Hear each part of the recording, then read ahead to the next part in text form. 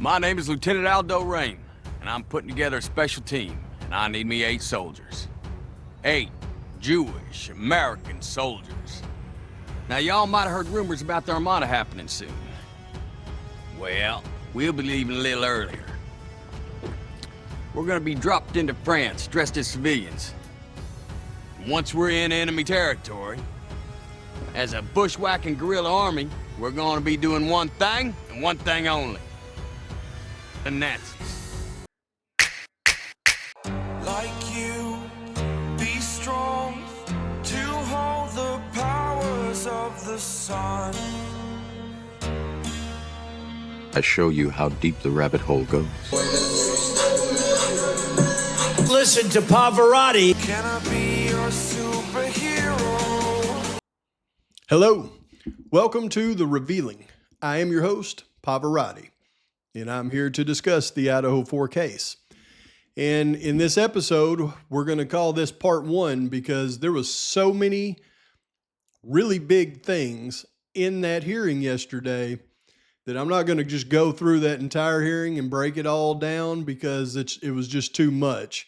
So we're going to touch on some real information that we gathered from that, but we're going to do it just a piece at a time. And first of all, let me, for those of you that have seen my community post yesterday, you already know what I'm going to say, but for those of you that haven't, I started off with, I apologize. I wasn't prepared for broadcasting that thing. I don't know if it was I'm getting pretty good at making these videos, but when it comes to technology, I'm definitely not where I should be. So before I attempt to do that again, you can bet I will, increase the power of internet and be more prepared for it so it doesn't screw up. So sorry about that.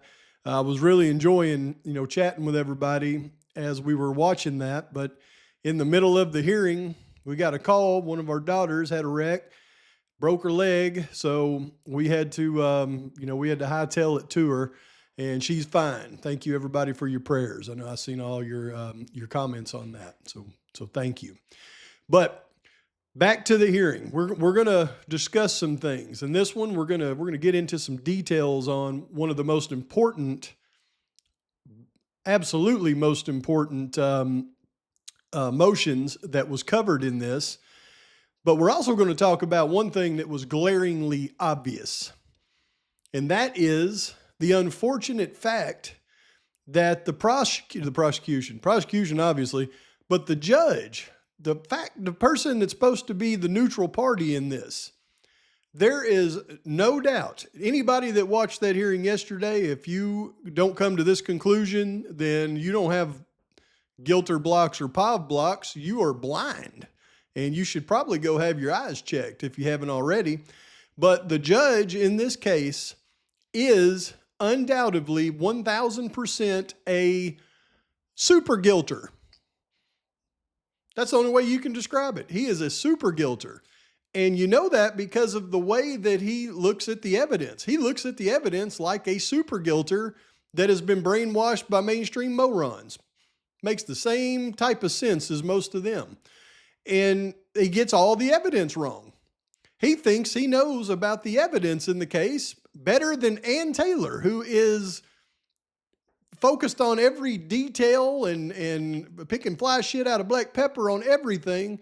But this judge is going to try to correct her on details of evidence. And let me tell you, that judge was wrong. And not wrong, just wrong in trying to correct her, but wrong in what he was saying that he was correcting her on. And he was looking at it like a guilter.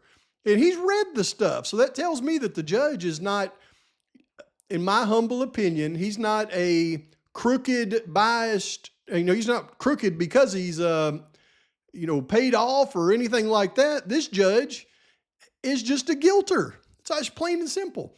And he looks at the evidence. He reads it himself, and he reads it as a guilter would. And I'm going to give you a prime example with one of the parts of this hearing.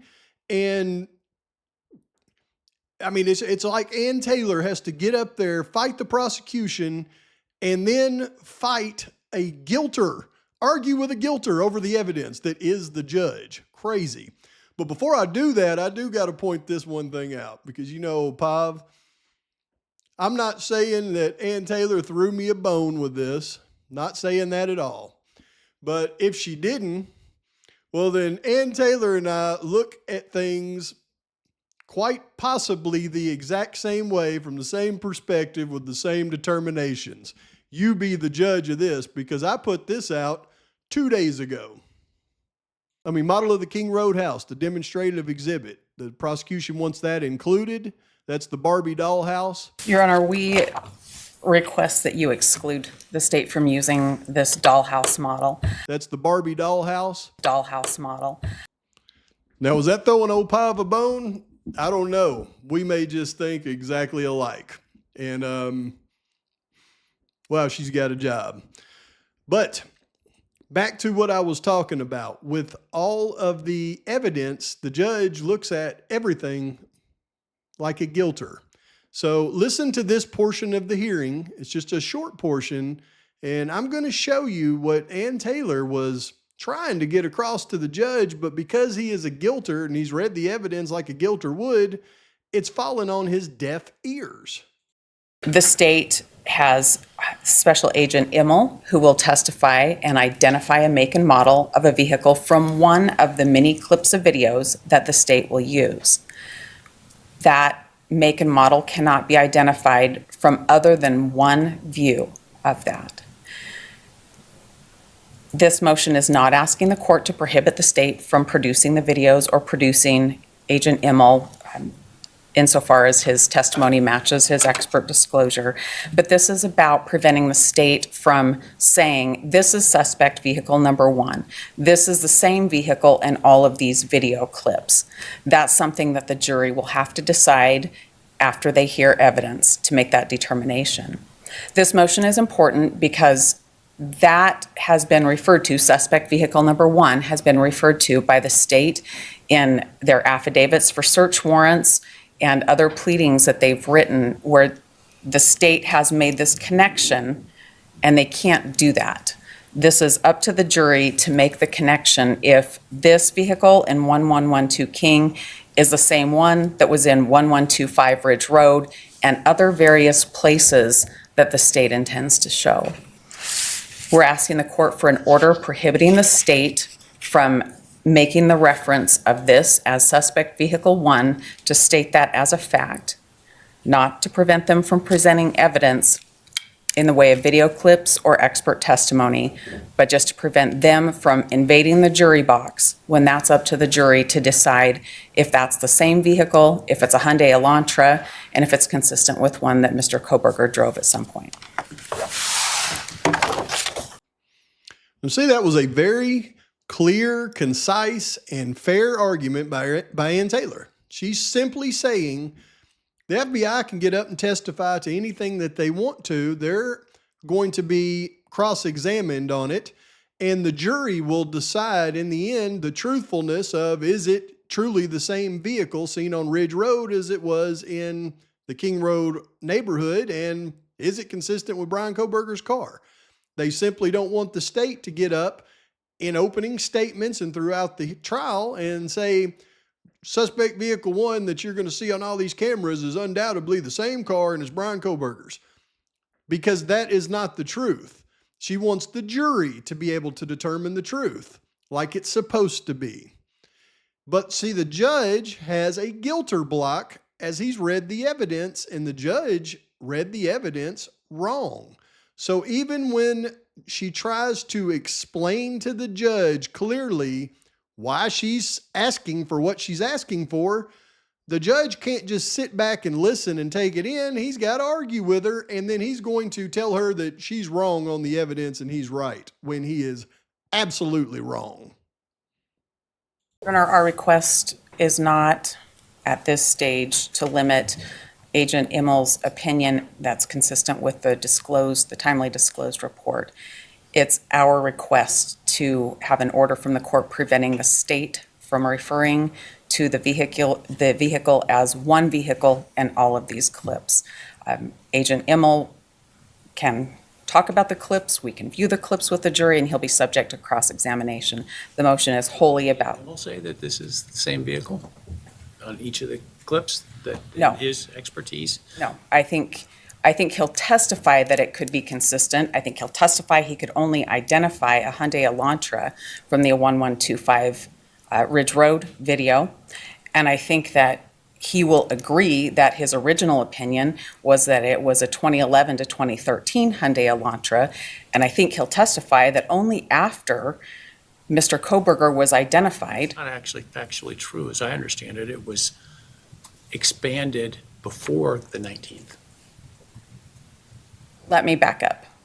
The email that I think was disclosed in the Frank's motion to the court was that he preferred a 2011 to 2013 Hyundai Elantra, but open up the search through 2016.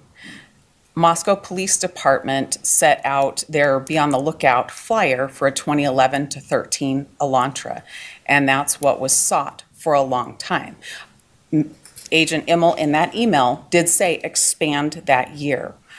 The change that there's a vehicle, a Hyundai Elantra, that's a 2014 to 2016 came later, and that came after Mr. Kohberger was identified on December 19th, and in looking at WSU footage of a different vehicle. That's putting a vehicle together much later after Mr. Kohberger's been identified, not back in November of 2022 when they're trying to identify a vehicle. I don't think that's consistent with the facts, but okay. I think the facts are, in the email, it was originally, let's look at this date range, and then he said, well, you know, I'm more comfortable with an expanded, or we need to expand the range through 2015, and that was well before Mr. Kohberger was identified. Now, what BOLO went out, I don't know. Now, what BOLO went out, I don't know. Now, what BOLO went out, I don't know. Well, here's a novel thought, you moron. If you're not even sure about what BOLO went out, what makes you so sure you're so correct in the other information you're sitting there telling Ann Taylor she's wrong about and you're right about? Because you're wrong on it too. Wrong again. So he even asked Ann Taylor, what do you think that the FBI agent will testify to? Won't he testify to the fact that it's the same vehicle? And she says no. And she's very clear because she is right. She knows that that FBI agent won't testify to that. He'll testify. He has to. He'll testify to what he's already said. And they even wrote it in the brief if the judge would have bothered reading it closely, but he can't because he's got a guilter block. She said, I believe what he will testify to is the fact that they didn't know what year model the vehicle was until they got the Ridge Road camera.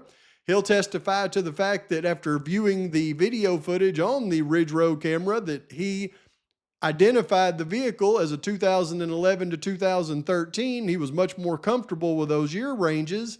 And then the BOLO went out for a 2011 to 13. And then she said, I think he'll testify to the fact that they didn't expand the year model to 14 to 16 until they got the video surveillance footage of Bryan Kohberger on the WSU campus.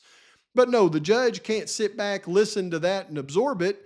He wants to stop and say, no, I think you're wrong on the record. He expanded that year model search to 11 to 16 before that WSU footage. Well, read the doc again, Judge. He did. He most certainly did. And then 5 minutes later, 5 minutes, he sent another email saying, oh, wait, no, I've just looked at the taillights on the 14 to 16, and I don't like that. Keep it 11 to 13.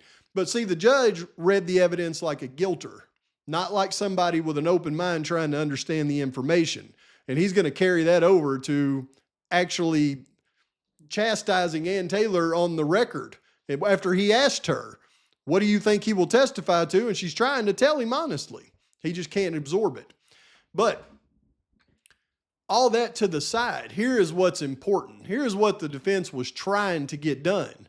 Because this case has no evidence. You may think there's DNA on the knife sheath as evidence of a crime. I assure you it's not. And there was even one spot where they wouldn't let us hear what the grand jury testimony was on the percentage match of that DNA on the knife sheath. And Bicca Barlow apparently has nailed exactly what I thought she would nail on the fact that they used that 5.37 octillion match, and they did it by not including the new information that the community's all come to. And you can bet the real match on that DNA on the knife sheath's 1,000 to 1. But they wouldn't let us hear all the particulars on that because the grand jury's information is redacted. But back to what I was originally saying, because Ann Taylor has said in that hearing yesterday several times, Your Honor, this case is a entirely circumstantial case. And when you have a case that is entirely circumstantial, meaning you have no direct evidence, then every little I almost said a bad word. Every little psychological angle that the prosecution is going to try to use is going to establish all of this bogus circumstantial evidence and try to get a conviction out of it. So it's important to keep things fair. Let the expert from the FBI be the one during cross-examination to help the jury determine if it's the same vehicle. And Taylor knows that she is going to be able to get him to trip up and say, there's no way that we can determine if that's the same vehicle or not. And then the jury can make that decision from there. But if the state is allowed in opening statements to make statements that, okay, this vehicle is consistent, it's going to be proven, it's Bryan Kohberger's vehicle, we've seen it go around this and that, and the state is able to create that narrative all the way through, then when things that matter, like the FBI's testimony and him not being able to clearly define if that's the same vehicle, it won't matter because they've already brainwashed the jury at that point. And that is the point she was making. That is the point you should have heard, and you didn't because you got a guilter block. So it's just going to make things just a little bit more challenging for the defense. But this is the most important point that you have to understand in this case. And that's why I'm going to do this video a little bit different than I've done them in the past. As we go into the next clip, and this is the one I want to focus on because this is one I talked about the other day, and that's the 404B evidence. You see, the state has to prove that Bryan Kohberger, the guy sitting in the courtroom, is Bryan Kohberger. That's just part of the law. They have to establish identity. They have to do it through the court record. They didn't do it during the preliminary hearing. They couldn't do it because of the grand jury. And since Bryan Kohberger stood silent at the arraignment, that means sometime during this trial, they have to establish for the law Bryan Kohberger's identity. Now, the state is trying to use the 404B evidence in a wolf in sheep's clothing type thing to say this is how we're trying to establish his identity by the traffic stop. We want to use this to establish his identity, the fact that he drove the car, and that would satisfy the court as far as establishing his identity. Well, yeah, they're going to have to establish his identity at some point in this trial or else they can't convict him. The defense said, well, hey, wait a minute. You can establish his identity in other ways. You don't need this to establish identity. What you're trying to do is use this piece of evidence in another psychological way to manipulate the jury. Listen to what, and by the way, Massoff, well, she got talked to every time she started to start her argument by that judge, interrupting her every single time. And she finally got to the point where she was like, and she started firing back. She got mad. And, I can't blame her, but she wasn't going to sit there and be, preached to by the judge. She let him know, how it really was. But listen to this argument as it relates to the 404B evidence, because this is a huge point. And then I'm going to show you what the state is trying to do, wolf in sheep's clothing, like Ms. Massoff says they are. And then I'm going to give you an example of two parallel suspects. We're going to take Bryan Kohberger and we're going to take Mr. Farley. Now, neither one of them have been proven beyond a reasonable doubt to be the actual perpetrator. I cannot sit here and say Mr. Farley did it. And I will not say that unless he's investigated thoroughly and then he's arrested and then they prove beyond a reasonable doubt in a court of law that he was one of the assailants. But I can do exactly what the state of Idaho is trying to do to Bryan Kohberger using that other gentleman under the same circumstances. I could create just as much, if not more, circumstantial evidence around Mr. Farley as they can around Mr. Kohberger. So that's why this is so important when you're talking about direct evidence in a case.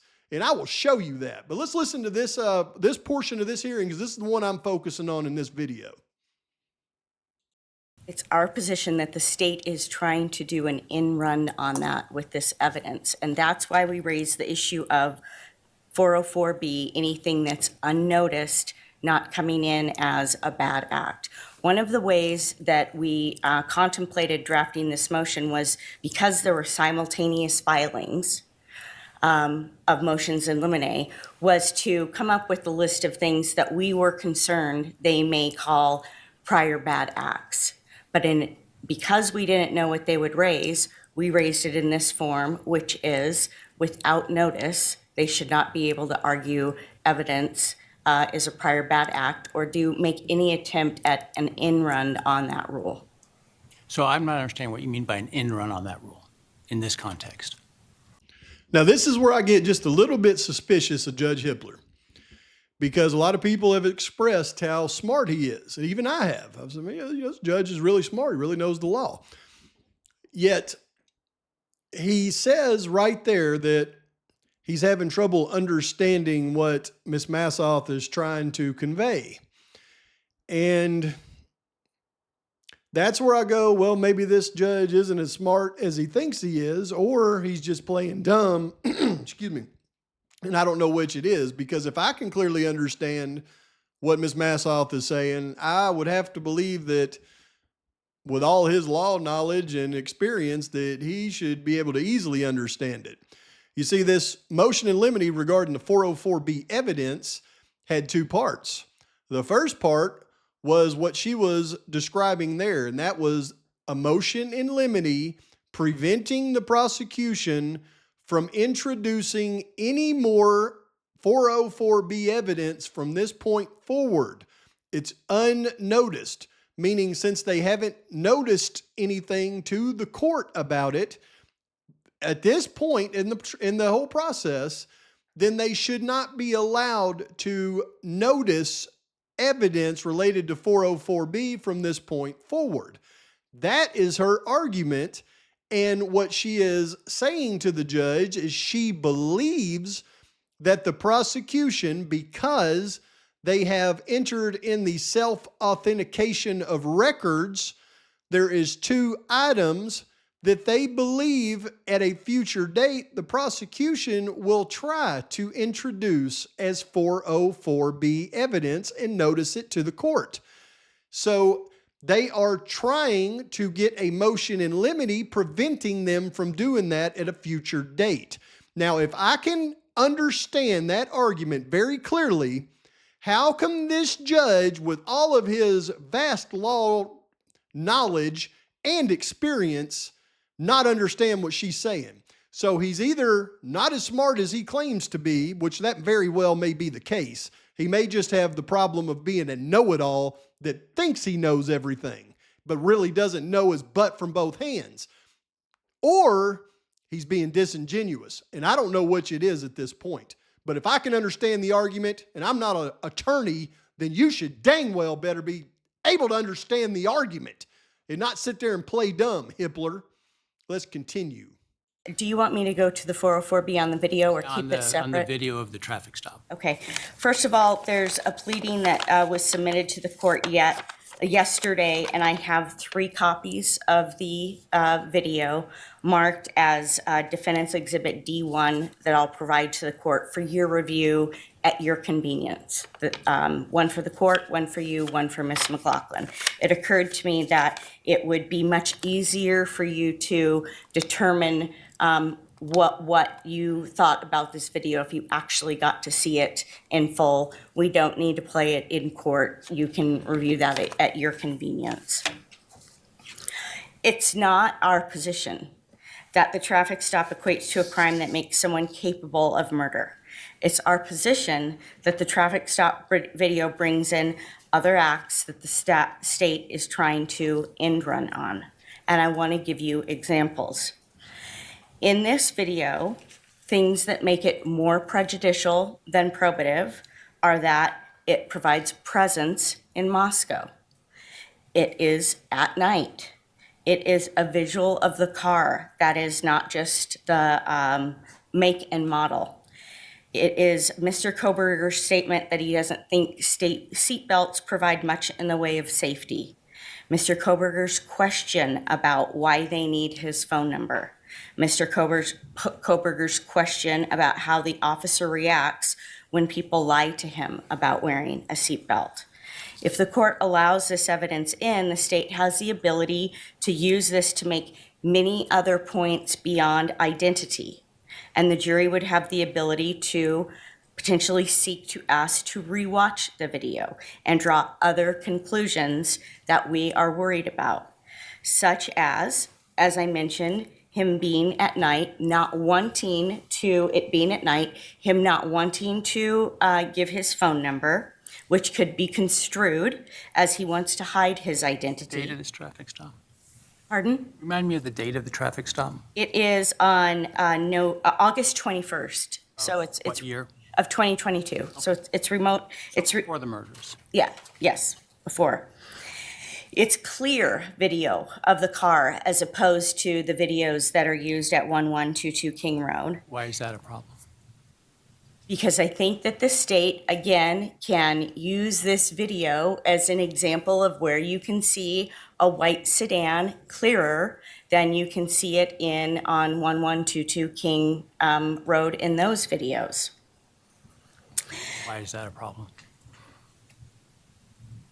Because there's an argument, the argument could be made that the cars look similar. Isn't that the whole point of it? Exactly, and so it's different. The point of it being, as I understand it, is to show that the defendant owned a white, well, I can't remember the name, the maker. Hyundai Elantra. Hyundai Elantra, and that he, as opposed to others, drove that vehicle. You're right again, Judge. But what you're failing to realize, purposefully, I believe, is the fact that Bryan Kohberger is the one that's going to be on trial for this crime. He's the one that they're going to be saying it's his car on all these videos.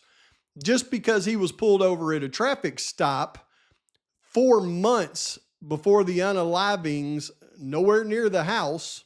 I mean, you could say it's somewhere near the house, but it's just in Moscow on their main street. The fact that you're going to show the jury pictures of a traffic stop that should not be admissible in this trial for this reason, that shows Bryan Kohberger in that car. So you're not going to show videos of traffic stops of the other 22,000 Elantras in the area with those people. So the jury won't have that in their mind to compare. The only thing you're going to show them is this traffic stop, which they're going to look at that car and it's going to psychologically connect that car to all these videos that's going to be shown to them later. So it's just another way to psychologically program the jury towards a verdict. And that's why evidence like this should not be admissible, because it has nothing to do with the crime. And you know that, Judge.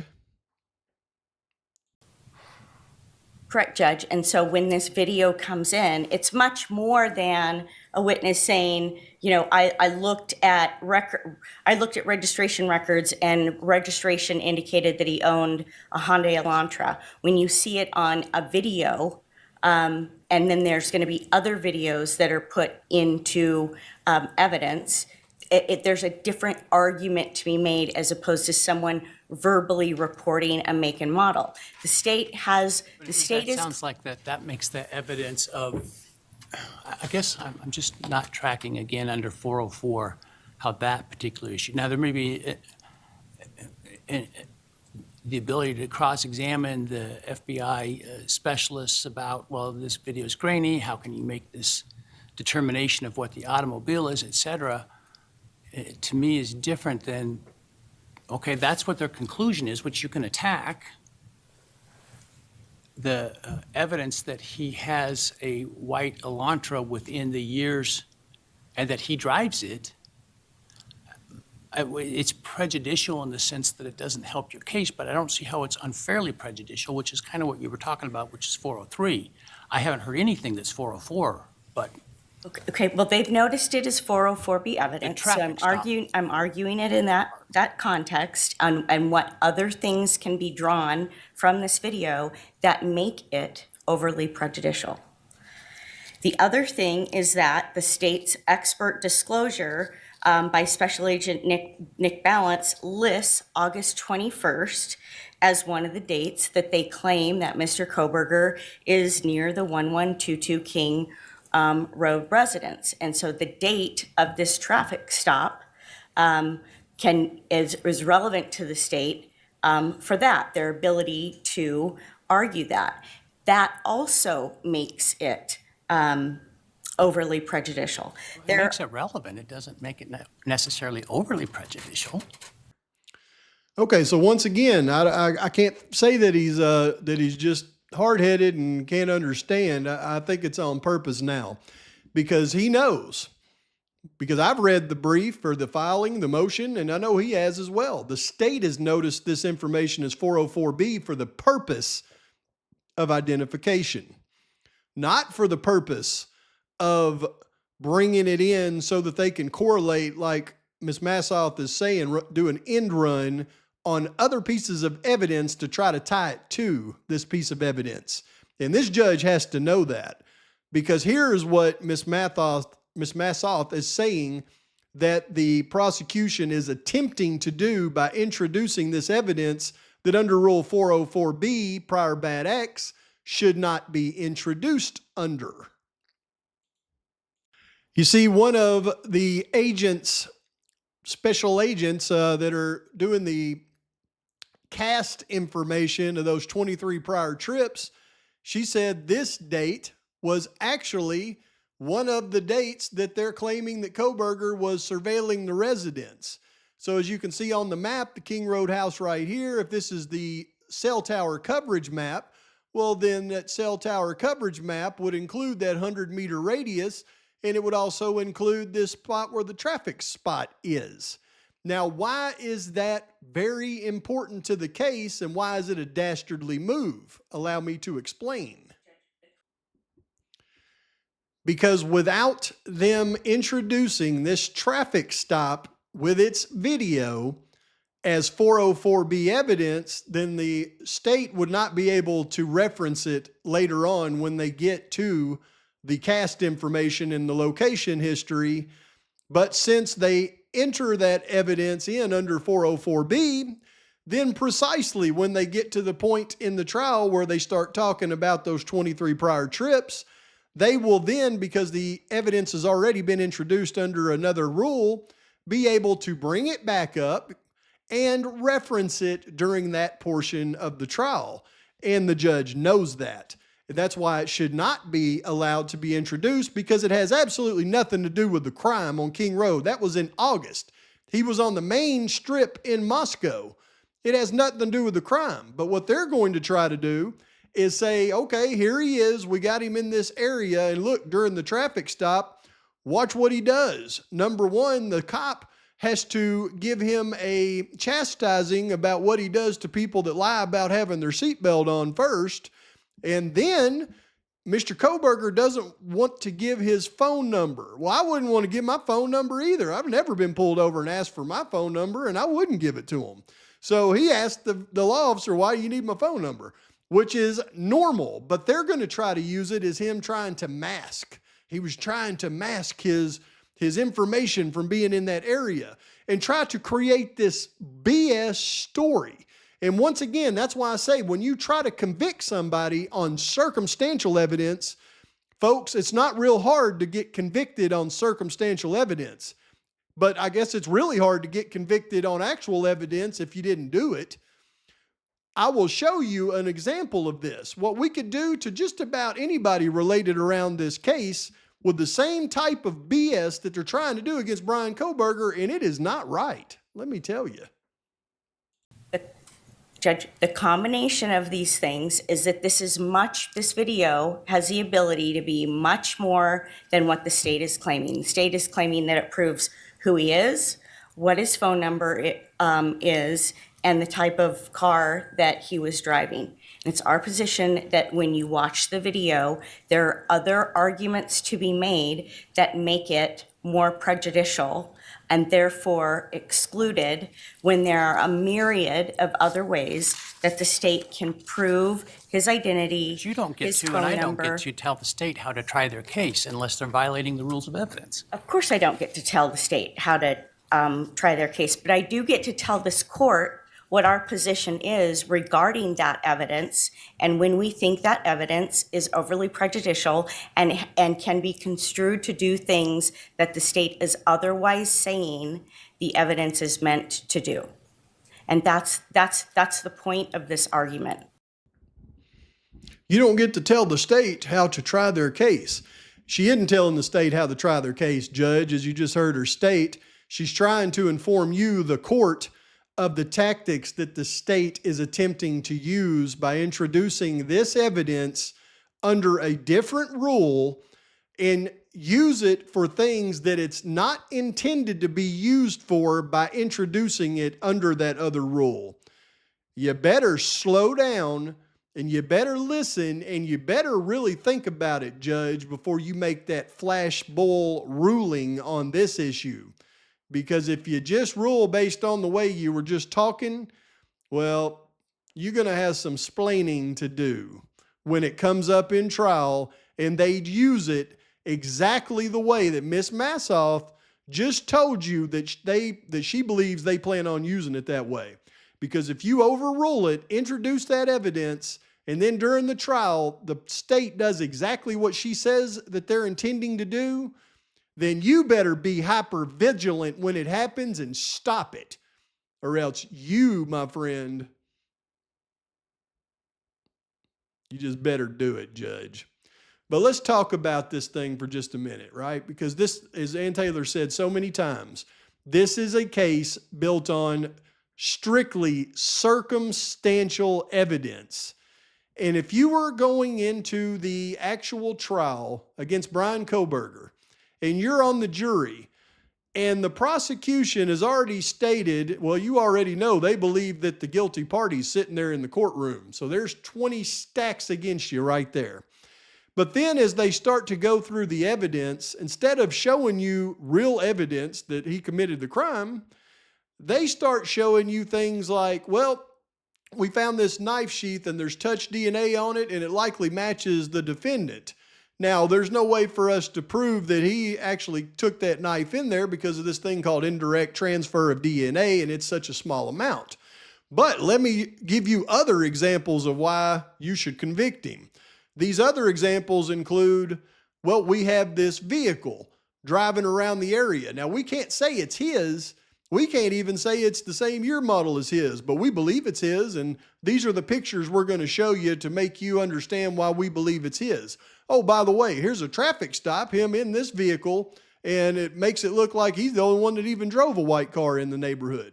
So maybe that is his. Now, we can't use his location data to show that he was anywhere near the residence, but we can use his location data to show that he was in areas where he could have been within the residence when it was on. Now, we can't show you any connection to these victims, but we can show you that he went to the town that they lived in on many occasions right across the, the highway from where he lived. So we can't say he was surveilling them, but we can sure imply it. And oh, by the way, look, here's one of those occasions where he was pulled over. And look how evasive he's being with the law enforcement officer. Looks like he's up to something there, doesn't it? Right? Oh yeah, now we can't say that his knife committed these crimes, but we can say that he had purchased a knife similar to that possibly, 8 months prior. We can't say that it was him that Dylan seen with the balaclava, but we can say that we found where he bought one that could be similar to it a year before. You see how this works? Now imagine doing all the same things with Mr. Farley, right? Mr. Farley, I may be wrong. I may be completely wrong. I don't think I am. But I may be completely wrong. I wouldn't want Mr. Farley convicted off of the evidence that I found either. But I sure would want him investigated further to see if it was true. But you could convict Mr. Farley under the same circumstances that you could Mr. Kohberger, I assure you, as you go through the circumstantial evidence. How easy would it be to imply the same things against Bryan Kohberger? Well, we don't have Mr. Farley's DNA at the crime scene. However, we do have 2 unknown male blood DNAs that were found at the crime scene, but we can't put them through CODIS because we've got another one that we put through that didn't match to him. But by doing that, we cannot conclusively say that one of the other DNAs aren't his. So that's inconclusive. But we can put him in the neighborhood during the night of the crime because a neighbor who we cannot identify yelled out to him. And here's the video. Listen, I see you, Farley. So we can't guarantee that that was him, but he's the only likely Farley in the neighborhood somebody was yelling out to. Now, on top of that, we can't say that this vehicle pulling out at 423, he was driving, but we can say that our vehicle identification specialist actually looked at that vehicle and it is consistent, even though we can't identify it, but it is consistent with a vehicle that was found in the Spokane River one day before we arrested Mr. Farley. And that vehicle was reported stolen. Now, we can't guarantee it's the same one, but look at this picture. Look at this picture. Very consistent. And then, to top it all off, Mr. Farley was arrested 1 mile from there the next day at a rehab facility or a homeless shelter. So, circumstantial evidence is certainly building up. Now, we can't say that Mr. Farley had a direct connection to the victims, but we have established a connection to the victim's parents. Now, we can't say that the victim's parents turned him in and set him up when he was arrested, but Mr. Farley certainly could have believed that.